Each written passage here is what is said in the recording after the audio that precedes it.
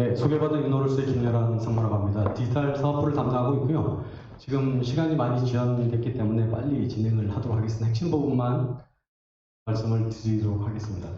일단은 목차는 일단 IT 프로젝트 실패와 새로운 접근법, 그 다음에 디지털 기술과 로코드의 성장, 이노루스 회사 솔루션 소개, 그 다음에 구축 사례, 이노루스 디티전의 프로그램을 말씀드릴 텐데, 앞단에서 뭐 이경상 교수님 등에서 제너레이티브 AI라든가 이런 부분을 많이 말씀해 주셨는데, 그 부분에서 저희 쪽은 로코드 기반의 비즈니스 로직을 백엔드 단에서 하는 솔루션이라고 보시면 될 것 같습니다. 그것만 하나 기억해 주셔도 저는 이 강의에서 성공을 했다고 생각을 합니다. 대형 IT 프로젝트 실패 사례인데 위에 세 가지 사례가 가장 중요하죠. 현업의 요구사항도 계속 변하고 추가가 일어났기 때문에 그랬을 거고, 그 다음에 그 레가시가 계속 애동되기 때문에 계속 복잡해졌죠. 처음에 작았지만 점점 누더기가 돼가지고 점점 더 복잡해졌고, 나머지는 사실 정부 제도라든가 이 워라밸의 변화 때문에 IT 대형 프로젝트들이 많이 이제 실패를 했고, 지금 뭐 협상이라든가 뭐 소송이라든가 그런 부분이 많이 이제 허드가 되고 있죠. 그럼 이런 부분을 변화시키려면 어떻게 해야 되느냐? 세 가지를 얘기하는데, 물론 제가 얘기한 건 아니고요. 컨설팅 펌에서 한 얘기들입니다, 사실은. 그래서 보시게 되면은 디지털 전환과 디지털 기술이 필요한데, 디지털 전환이라는 것은 사실은 요구사항에 대해서 디지털적으로 변해야 된다는 얘기입니다. 요구사항은 어차피 변하니까 그 변화를 받아들이고 디지털 전환을 해야 된다는 거고, 디지털 전환 기술을 아키텍처 기반으로 디지털 기술을 받아들여가지고 그걸 빨리 적응할 수 있게 해야 된다는 거죠. 저희가 ISP나 ISMP나 뭐 BPR을 하더라도 보통 2년, 3년 전에 하지 않습니까? 근데 구축 사업은 그 이후에 하거든요. 지금 뭐 챗GPT가 나오고 그랬는데 그것들을 반영할 수가 없어요. 변화를 하거나 그 변경을 하지 않는 이상에. 그런데 그거는 사실 발주처랑 사실은 뭐 중앙 사업자의 어떤 해결문이기 때문에 그런 부분은 쉽지가 않죠. 그런 부분이 변화해야 하기 때문에 디지털 전환과 디지털 기술이 필요한 거고, 그리고 레거시 시스템이 변해야 되는데 레거시 시스템의 모든 부분이 코드 속에 존재를 합니다. 코드 속에 존재를 하니까 4세대를 함에도 불구하고 계속 그대로의 차세대가 되는 거죠. 4세대는 새로운 게 있어야 되거든요. 새로운 기술이라든가 새로운 전환이라든가 그런 것도 있어야 되는데, 기존의 원청, 뭐 소스 개발자라든가 그런 부분이 막고 있기 때문에 그런 부분이 참 어려운 부분인데, 그건 이제 발주처와 SI 주관사가 바꿈으로 인해서 변할 수 있다고 봅니다.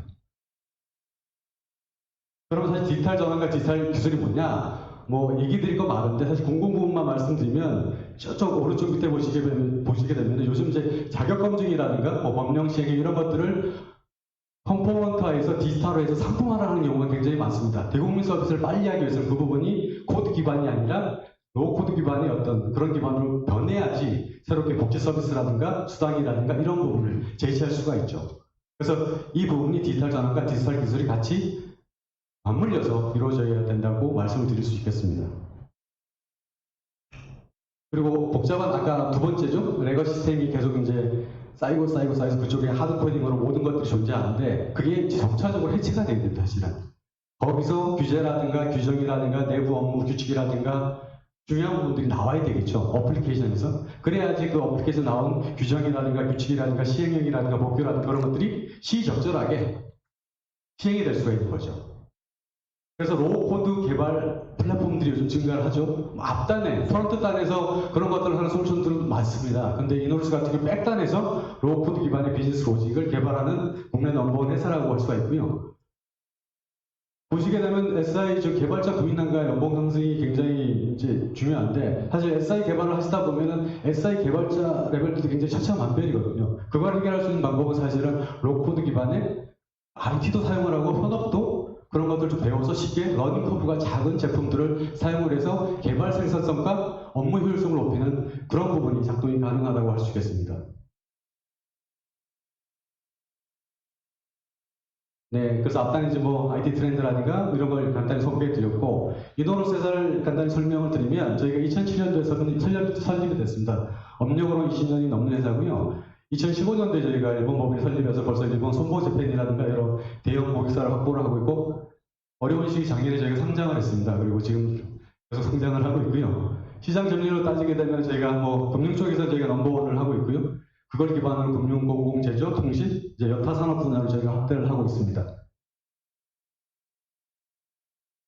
제품으로 보시게 되면 보시면 저희가 단위 솔루션만 있는 게 아닙니다. 그러니까 로코드 기반의 비즈니스 로직 개발 툴이 있고요. 거기 기반해서 기준 정보를 담을 수 있는 상품 정보 시스템이 있고요. 뭐 보험이나 금융 쪽에 보시게 되면 사기 방지라든가 뭐 공정관리라든가 보험료 자동 계산, 그 다음에 자동차 시스템 이런 이노클레임이라고 해서 파스 기반의 그런 솔루션들이 저희가 AWS나 구글이라든가 이런 GCP 기반의 모든 것들에서 운영이 되고 있는 솔루션 회사입니다. 그러니까 하나의 솔루션에서 출발해서 여러 가지 파스 플랫폼 그리고 그런 플랫폼들을 운영하는 제품을 갖고 있는 회사라고 보시면 될 것 같습니다. 기업 고객사는 뭐 로코드 기반의 저희가 엔진하고 기준 플랫폼을 갖고 있고 뭐 생명보험, 손해보험, 여신, 은행, 카드, 증권이 저희가 주 메인 고객이었고 공공 쪽 보시게 되면은 뭐 관세청, 우정사업본부, 그다음에 뭐 장학재단, 묘공사 여러 가지 공공기관에서도 저희가 널리 쓰이고 있는 제품이라고 할 수 있겠습니다. 그래서 많은 적용 분야가 있는데요. 그러니까 로코드 기반의 백엔드를 비즈니스 로직을 활용하게 되면 여러 가지 분야에 적용이 되겠죠. 저기 밑에 있는 공공 쪽 보시게 되면은 뭐 자격 검증이라든가 선별, 채권 배분, 평가이력 관리, 각종 복지제도, 뭐 복리비 계산, 급여 계산, 각종 통계 업무 이런 것들을 계획을 하거나 실행할 때 이 비즈니스 로직을 사용할 수가 있는 제품입니다. 그러니까 공공기관에서 사실은 내부 규정이라든가 시행령, 법규 이런 것들을 다 이제 규정화하고 디지털 상품화하고 거기에 기반해서 대국민 서비스를 할 때 굉장히 좀 빨라야 되지 않겠습니까? 그런 부분을 반영하기 위해서는 어플리케이션 속에 코드가 있는 게 아니라 그 코드를 별도로 빼서 독립된 시스템으로 업무 규칙이라든가 그런 것들이 돌아야지만 시의적절하게 서비스를 저희가 대국민을 위해서 할 수 있는 부분이 되겠죠. 그래서 제품을 간단히 설명을 드리면, 그러니까 프로그램이 아예 없지는 않고요. 예, 좀 로우 코드 기반의 저희가 자동화 솔루션이고, 그러니까 저희 제품명은 DDM이라고 합니다. 디지털 디시전 매니저라고 그래서 보시게 되면은 로우 코드라고 해서 프로그램 코딩 없는, 그 다음에 유저 중심의 쉬운 표현 방식, 그러니까 윈도우 탐색기 기반의 어떤 엑셀 함수 쓰듯이 저희가 비즈니스 로직을 개발하는 거고요. 그리고 뭐 일본 손보제펜이라든가 뭐 이제 금융사에서 적용됐다시피 성능에 대한 안정성을 저희가 입증을 받았거든요. 그래서 옆에 보시게 되면은 도입 이후에 운영 방식이 어떻게 바뀌느냐 가장 중요한 것은 저 빨간 부분 있지 않습니까? 현업과 전산 담당자가 커뮤니케이션 할 수 있는 채널이 있어야 되는데 커뮤니케이션 할 수 있는 채널이 되는 겁니다. 현업이 보고 IT 담당자가 보고 어디에 이상이 있고 이걸 어떻게 고쳐야 되는지 협업을 할 수가 있는 거죠. 기존에는 코딩이 되어 있기 때문에 IT 담당자만 알죠. 현업은 모릅니다. 현업이 요구하면 2, 3개월 걸려서 그것이 반영되고 또 반영되고 또 반영되고 이 부분을 해소할 수 있는 게 저희 이노루스 제품을 통해서 해결할 수가 있는 부분입니다. 이노루스 아키텍처인데요. 뭐 간단하게 레퍼런스 아키텍처 그려봤는데 저희가 클라이언트 서버도 있지만 지금 웹베이스로도 운영되고 있고요. 밑에 보시게 되면 룰 빌더부터 해서 서버, 리파지토리, 그 다음에 엔진 이런 아키텍처 구조로 되어 있는 훌륭한 제품입니다. 그래서 이노루스가 어떤 제품이냐 간단히 저희가 설명을 드리겠습니다. 이게 이제 저희가 렌터카를 저희가 견적 산출을 한 화면인데요. 이 동영상이 잘 실행이 될지 모르겠습니다. 저희가 이렇게 딱 선택을 해서 견적을 쭉 하게 되면 이 견적 결과가 나오기까지 어떤 과정을 거쳐야 되냐면 쭉 보시다 보면 이제 하드 코딩되어 있는 쭉 코드들이 쭉 나올 겁니다. 이걸 스탑을 하면 이게 멈춰버리기 때문에요. 네. 요런 코드들이 쭉 나오게 됩니다. 이거 보시면 아시겠습니까? 차량 계산할 때 차량 가액, 뭐 대액 산출, 뭐 스티시라든가 이런 부분을 확인할 수 있겠습니까? 확인 못 하시죠? IT 개발자만 알 수 있죠. 근데 보시게 되면 저희 이노루스 룰을 통해서 하시게 되면은 뭐 차량 목록 견적, 다이렉트 견적에서 다이렉트 견적을 딱 누르게 되면은 여기 딱 누르게 되면 아까 그 차량 가액이나 뭐 취득세, 등록세, 보험료 이런 것들이 쭉 나오게 됩니다. 저걸 하는데 이노루스 같은 경우는 굉장히 적은 라인으로 구축을 할 수가 있는 거죠. 동영상 여기까지 좀 보여드리겠습니다. 그래서 프로그램 방식하고 이노루스를 비교하게 되면 아까 그 견적 산출하는데 한 3,500라인이 들거든요. 그런데 이노루스를 하게 되면 20라인을 룰로 이제 산정이 가능하죠. 그리고 가독성 측면에서는 업무 담당자는 이해 불가한데 사실 이노루스를 쓰게 되면 업무 담당자랑 IT 담당자가 쉽게 커뮤니케이션 할 수 있다는 거고요. 그리고 개발 시간 같은 경우는 IT 전문가가 2주가 되는 것을 이노루스 룰을 사용하게 되면은 2일 정도, 수일 정도 걸린다는 게 아까 그 화면에서 보여주는 핵심 사항입니다. 그러니까 3,500 라인하고 20개의 룰로, 그 다음에 가독성 측면에서는 IT 담당자만 하는데 업무 담당자가 보고 이해를 한다는 것, 이게 가장 큰 측면인 것 같습니다. 지금 뭐 공공기관에서도 IT 담당자도 있지만 사실 현업들이 그런 부분들을 많이 가져오려고 하는데, 그런 부분을 하기 위해서는 이런 가독성이 높은, 저희가 흔히 얘기하는 뭐 자연어 베이스, 저희가 일상 쓰는 언어로 로직을 구현해서 업무 규칙이라든가 상품 이런 것들을 구현해야 되는 필요성이 있는 부분입니다. 이거는 이제 이노 프로덕이라는, 아까 룰 기반의 어떤 상품 프로덕인데요. 그러니까 어플리케이션에서 보시게 되면 기준 정보와 업무 규칙을 분리하는 겁니다. 밑에 쭉 보시게 되면 저런 것들이 보통 이제 공공기관에서 하는 사업들이거든요. 사업이라든가 신청, 심사, 계약관리, 정산, 사후관리 이런 것들이 다 어플리케이션이 따로 있습니다. 거기에 업무 규칙하고 로직들이 다 녹아있죠. 그러니까 그걸 한번 변경하려면 다 어떻게 해야 됩니까? 다 하드 코딩하거나 다시 차세대를 해야 되는데, 그 부분을 기준 정보와 업무 규칙을 분리해서 저희 시스템이 독립적으로 돌아가게 하는 게 기준 정보 관리 시스템입니다. 보시게 되면은 또 뭐 저희가 지금 프로젝트를 할 예정인 내용을 좀 썼는데, 이제 지자체 사업을 한다고 할 때 각 지자체별로 이제 여러 시군구가 있고, 그 시군구별로 여러 사업들이 있는데, 그 사업들을 굉장히 부품화해서 디지털해서 상품화를 쉽게 할 수 있다는 내용이거든요. 좀 더 상세하게 들어가면 지자체 사업이 이제 구분 쪽이 쭉 있을 때, 지역에 뭐 제천시, 남양주시, 동해시 이런 것들 있을 때 그 옆에 사업에 가게 되면 여러 가지 사업들이 있을 수가 있습니다. 뭐 직불자라든가, 이거는 이제 특정 공공기관이기 때문에 제가 좀 언급은 좀 사용하도록 하겠습니다. 여러 가지 저런 사업들이 있는데, 그런 사업들을 부품화해서 디지털해서 컴포넌트화할 수가 있습니다. 이렇게 되면 어떤 부분이 있을 수 있느냐? 저기 지자체가 선택 사업을 쭉 하는데, 지자체에서 그런 선택 사업들을 복사를 할 수가 있습니다. 만약에 10개의 항목을 가지고 어떤 지자체에서 했는데, 이거보다는 우리 8개만 할래. 다른 지자체에서 있는 걸 저희 쪽에서는 채택을 하고, 필요 없는 것도 빼버릴 수가 있죠. 그런데 그걸 하드 코딩을 하게 되면 일일이 다 하드 코딩을 하게 돼야 되기 때문에 사업 자체가 불가능하죠. 근데 저게 분리돼서 컴포넌트화 돼 있으면 저것들은 아주 쉽게, 손쉽게 카피 페이스트로 다른 지자체의 것을 제가 가져올 수도 있고, 우리 지자체의 것을 다른 지자체에 줄 수가 있는 거죠. 이게 룰 기반의 상품 정보, 기준 정보 시스템의 효능이라고 할 수 있겠습니다. 그래서 이노 프로덕을 사용할 때, 아까 이노루를 사용할 때처럼 보시게 되면은 뭐 금융공기도 한 10개월 정도 걸리는 것을 저희 같은 경우 시스템 설정으로 이미 일단 돼 있기 때문에 시스템 설정만으로도 그게 가능한 부분이고, 확장 유연성이 가장 중요한데, 어떤 새로운 상품이 나왔을 때 지자체에서 그 상품을 카피하거나 혹은 결합하거나 복합을 해서 새로운 상품을 굉장히 빨리 출시를 할 수 있겠죠. 결국 이거는 대국민 서비스랑 같이 연결이 되겠죠. 그 부분에서 이 프로덕을 사용하게 되면 그 부분이 굉장히 현격하게 좋아진다고 할 수 있겠습니다.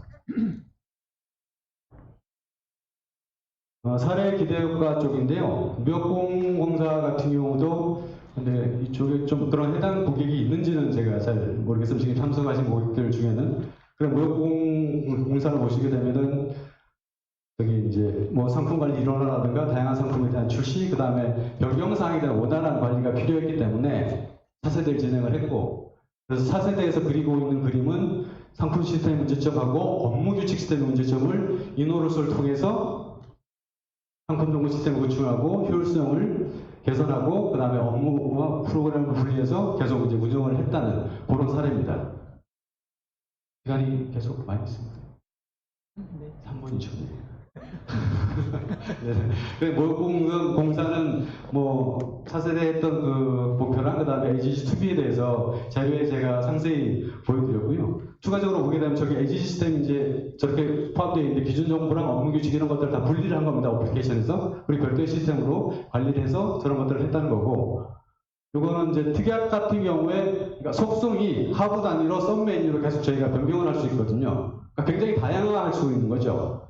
업무 담당자나 IT 담당자가 아니더라도, 그러니까 공무원 입장에서는 그런 부분을 쉽게 할 수 있는 부분이 있기 때문에 저런 뭐 특약이라든가 그런 것도 가능하고, 요율 같은 경우도 다르게 요율 체계를 형평에 맞춰서 그런 부분을 할 수 있다는 부분이 이제 강조되는 거고, 요거는 이제 그 심사서라든가 이런 것들을 트리 형태 구조로 보다 세분화해서 속성을 하는 내용입니다.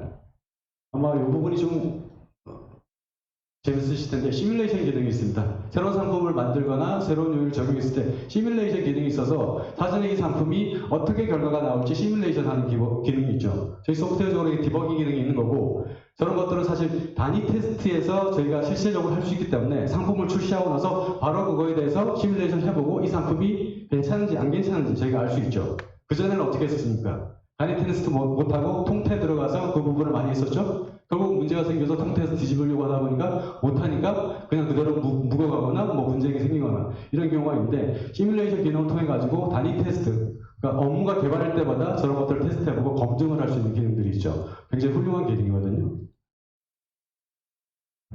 이거는 쭉쭉 보시면 될 것 같고요. 그 관세청 사례를 마지막으로 좀 말씀드리면, 관세청 같은 경우는 수입 증서가 이제 항공이나 해운을 들어오게 되면은 저기서 선별 작업이 이루어지지 않으면 우리나라 관세 무류가 정지가 됩니다. 인원홀수가 거기에 핵심으로 들어가 있고요. 물론 그 앞단에는 인공지능 기반의 패턴으로 앞단에서 일어나는 선별이라든가, 뭐 선별이라고 하면 뭐 위험 물품에 대한 부분일 수도 있고 위험 인자 사람에 대한 부분일 수도 있고 여러 가지 요건들이 있는데, 그 부분이 룰에 적용이 돼서 지금 관세청에서 적용이 되고 있습니다. 그러니까 인원홀수 시장에서는 우리나라 관세 행정의 핵심 업무로 인원홀수가 적용돼서 우리나라 관세 행정을 끌고 있다는 좀 자부심으로 지금 사업을 하고 있습니다.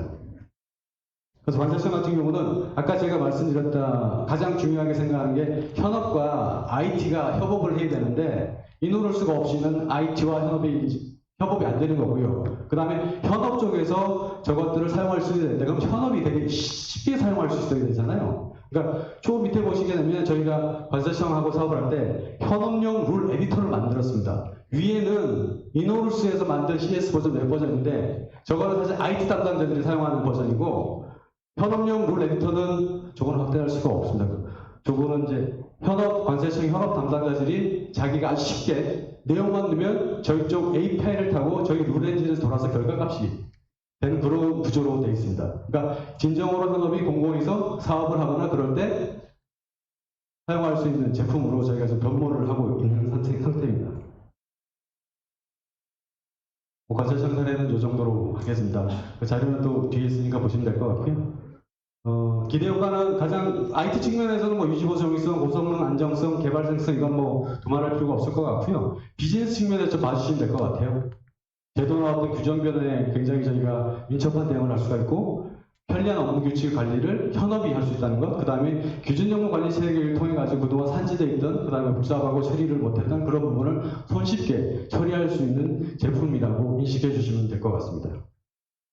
개발 효율성 측면에서 보시게 되면은 저기 비고 쪽에 보시게 되면 S전자라든가 뭐 포스코라든가 아이마켓이라든가 S전자 저쪽 고객들이 한 얘기거든요. 그러니까 하드코딩, 자바 기반의 하드코딩 대비 인오럴 솔루션이 얼마나 뛰어나냐 했을 때 테스트 효율성 보시게 되면 10배가 넘습니다. 사실은 뭐 개발 효율성은 3배가 넘고 투입 인력, 툴 접근성 이런 것들은 기존의 자바 코딩 대비 엄청난 현격한 생산성 향상과 효율성을 보이고 있는 제품입니다. 마지막으로 이제 인노룰스에서 저런 DT전이 프로그램을 운영하고 있는데요. 세 가지인데 저희가 DT 디스커버리 오프 시합을 진행을 합니다. 그러니까 로코드 기반의 비즈니스 로직을 써서 어떤 업무에 적용할지 저희가 컨설팅을 해드리고, 거기서 발견된 것을 저희가 30일대 서브스크립션 제공을 통해 가지고 실제 POC를 저희가 제공해 드립니다. 거기서 만족하시면 저희가 MVP나 실제 프로젝트 구축 단계를 들어갈 수 있는 사업을 저희가 도움을 드릴 수가 있습니다. 이상 제가 준비한 발표를 마치고, 저희 쪽이 2층에 부스가 마련되어 있거든요. 아까 못 보여드렸던 그 데모라든가 부족한 부분은 저희가 데모 부스로 찾아주시면 저희가 상세히 설명을 드릴 수 있도록 하겠습니다. 그럼 들어주셔서 감사합니다.